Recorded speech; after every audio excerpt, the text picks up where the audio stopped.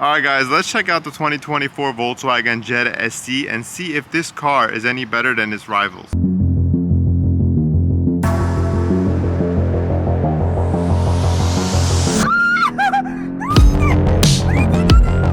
So let's start off at the front end. I think the Jetta looks beautiful in black. I would not get this car in any other color, but I'm going to tell you guys why.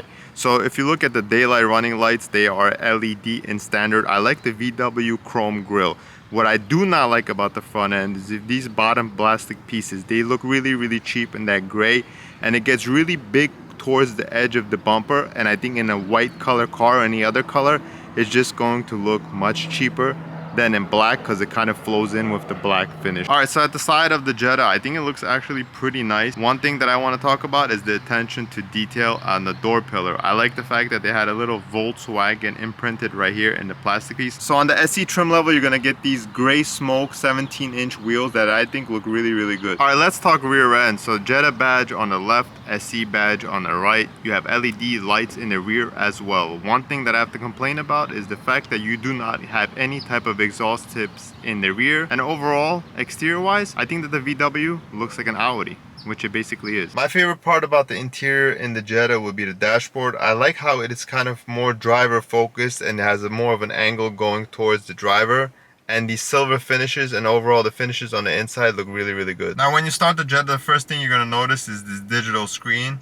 and here's a cool little thing where you could switch up what type of display you would like. So the driver gets a 10-way power adjustable seat that looks really good in this black leather finish with the white stitching, but unfortunately the passenger gets a manual. So the steering wheel is a perfect size. I like the leather wrap and I like the cup bottom right here. The gloss black finishes could be a little bit of a pain. As you guys can see, it gets dirty, but this silver trim right here looks really nice. I like the patterning. Now one thing that I'm gonna have to complain about is this 6.5-inch touchscreen. It's just not the best screen.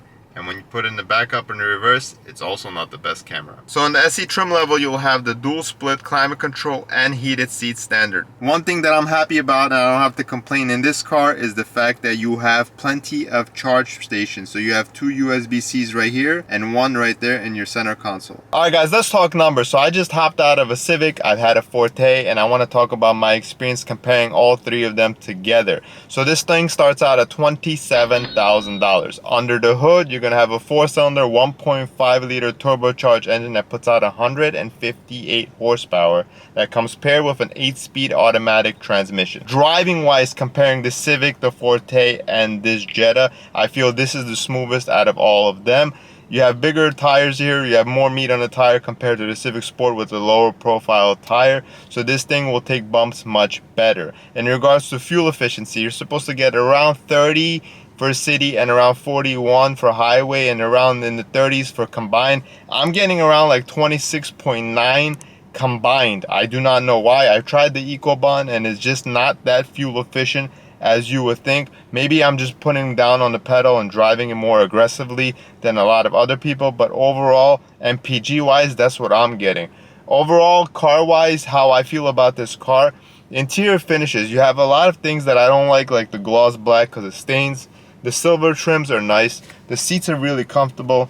The rear space for the kids, there's a lot of space in the rear for the kids. The trunk space also with that split, you have the 40-60 split in the rear, so it gives you the opportunity to put packages in there that are bigger than usual size if necessary. Overall, you have the charging stations, really comfortable and nice interior, exterior sleek design, but a few little things here and there that I can complain about, especially right here, this net on the top. Now Tesla doesn't have anything, it's all glass, but over here still you feel the heat coming through on a sunny California day. I feel that my head is getting hotter, and especially when I touch this or I touch the net, I feel a big difference.